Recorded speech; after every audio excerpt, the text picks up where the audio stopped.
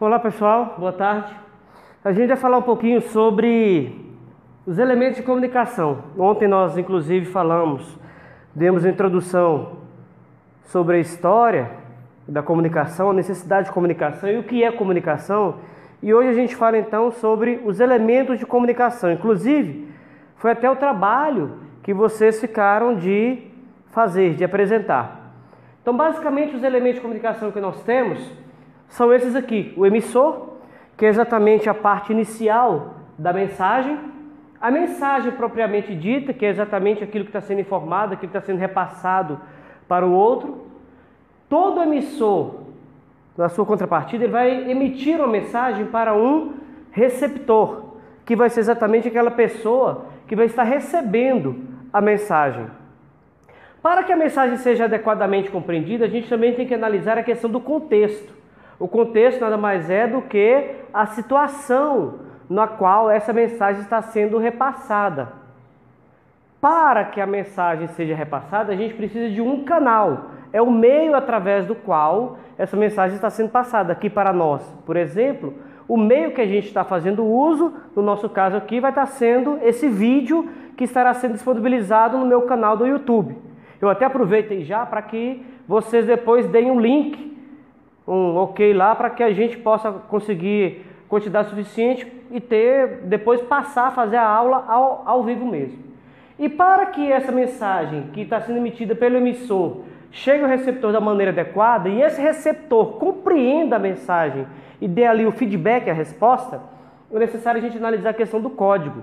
O código nada mais é do que aquele conjunto de signos, aquele conjunto de sinais, aquele conjunto de símbolos compreendidos unicamente tanto pelo emissor quanto pelo receptor, de modo que eles realmente compreendam a mensagem, ou seja, deve ser algum signo, algum símbolo em comum entre o emissor e o receptor. Um exemplo de um código, no nosso caso a gente está usando nossa língua portuguesa. Vocês estão me entendendo bem porque vocês têm conhecimento da língua portuguesa. Vocês não vão entender absolutamente nada do que eu falei no meu alemão aqui, meio chucro. Se eu falar em inglês, se alguém me compreender em inglês, tiver o mesmo código, conhecimento do código, beleza, vai compreender. Se eu estiver falando em russo, mandarim, chinês, e vocês não tiverem conhecimento desse código, então na realidade não haverá uma compreensão adequada da mensagem. Explicando melhor isso, nós temos aí o emissor, é aquela pessoa que envia a mensagem. Se a gente for lembrar bem da questão de, por exemplo, uma carta que antigamente era remetida para uma pessoa, o emissor é exatamente o remetente da mensagem. E aí, para a mensagem ser compreendida e recebida do outro lado, a gente tem o receptor, que seria, no caso, o destinatário. Então, no caso do emissor, quem transmite informação pode ser um grupo de pessoas ou uma única pessoa. Também pode o emissor ser chamado de remetente ou destinador. Não é muito comum para nós, mas remetente sim. O receptor, também conhecido como destinatário, que vai estar recebendo a mensagem. A mensagem é exatamente o conteúdo daquilo que está sendo repassado. São as informações que estão sendo repassadas. No nosso caso, exemplificando, a mensagem é exatamente o conteúdo da nossa aula de hoje. O canal é o meio pelo qual a mensagem está sendo repassada. Para a transmissão da mensagem pode ser usado o som, as imagens, os selos, gostos, desenhos, pinturas, filmes, total. Tem até uma exemplificação que eu sempre gosto de dar. Quando tem aqueles filmes de guerra nas estrelas, tal, aquelas coisas Star Wars, eu tenho aquela explosão no espaço, tabum! Aquilo lá é pura balela. Porque para que o som se propague, precisa de fato que exista uma atmosfera tal e tudo mais. Não dá para que a mensagem, o som se propague no vácuo. Tá? Então, para haver eficiência na transmissão, o emissor tem que saber prender a atenção do seu receptor. Inclusive, também tem que fazer uso adequado desses canais. Não adianta nada eu querer fazer uso de um canal, eu vou fazer uso aqui, por exemplo, do Instagram. Se vocês não tiverem acesso ao Instagram, não vai ter como a gente ter uma compreensão ou até mesmo fazer com que a mensagem chegue até você. Eu vou usar o Facebook, eu vou usar o WhatsApp, eu vou fazer uso do Zoom. Nós tínhamos ontem, usamos o Zoom. Mas para alguns alunos que não tinham acesso ao Zoom, não teriam como instalar no celular dele, não foi possível. Então esse canal não foi adequado. Código é o que eu expliquei anteriormente, o conjunto de signos e de regras de combinação desses signos. A nossa língua materna é uma língua riquíssima e, por sinal, tem um bocado de regras que a gente, para que consigamos fazer isso de uma maneira adequada, falarmos conforme a língua culta, padrão normal, bonitinha, nós temos que seguir essas regras. Hoje em dia, a gente não pode falar que nós estamos falando erradamente, nós só não estamos seguindo aquela regra da norma culta.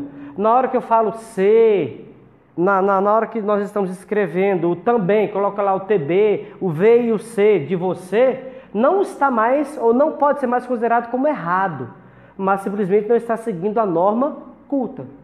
Então o código é o conjunto de sinais usados tanto pelo receptor quanto pelo emissor para que haja compreensão da mensagem.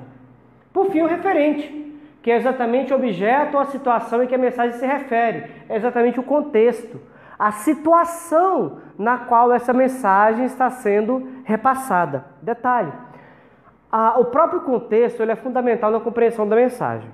Não tem lógica nenhuma eu estar no velório e sair contando piadas.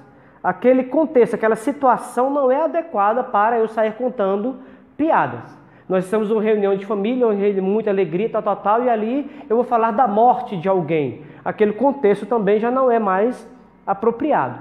Então o contexto nada mais é do que a situação na qual essa mensagem está sendo repassada. Ok? Continuemos.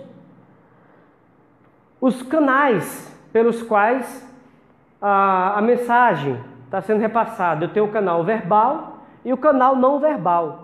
O canal verbal faz uso da linguagem oral e da linguagem escrita. O oral, a oralidade, a escrita, isso aqui está escrito. A não verbal, tem muita gente que considera a não verbal não importante, está errado, muito errado por sinal. A linguagem não verbal, se a gente for analisar de fato de uma maneira bem crítica, ela diz muito mais do que a linguagem verbal. É muito comum que nós estejamos dizendo, falando alguma coisa e o nosso corpo mostra exatamente o contrário. É a linguagem não verbal. E as pessoas que sabem compreender bem essa linguagem não verbal, realmente dá para fazer uma análise do meu interlocutor. Processo de seleção, recrutamento e seleção, é muito comum que os psicólogos da área organizacional façam muito uso dessa linguagem não verbal, o gesto, o olhar, a expressão da pessoa, aquela expressão tensa. Vamos verificar como é que a pessoa sai quando trabalha em grupo. Ali dá para a gente perceber através das reações e ações da pessoa, o seu corpo falando, se ela tem características de liderança ou não. Se ela sabe falar bem em público ou não. E isso é através da linguagem não verbal. Eu até indiquei um livro, O Corpo Fala. Deem uma olhada nesse livro, busquem na internet, se for possível compre e realmente façam uma leitura adequada desse livro, que é muito importante. Desenhos, também a linguagem não verbal, sons, a entonação da voz, o modo de vestir, os sinais de trânsito. Sinal de trânsito, é a linguagem verbal ou é a linguagem não verbal? Está aí um questionamento. É interessante até mesmo então que vocês parem para pensar nisso aí um pouquinho. Na hora que vocês estiverem assistindo a aula, façam uma análise. Sinais de trânsito, o vermelho, o verde, o amarelo, como é que é? Isso aí é uma linguagem verbal ou não verbal? Na hora que o guarda de trânsito faz esse sinal, esse gesto, para lá, dá aquele apito sonoro, o juiz de futebol, ele está fazendo uso da linguagem verbal ou não verbal? Ok? Quero que vocês pensem nisso aí. Rapidinho a gente continua.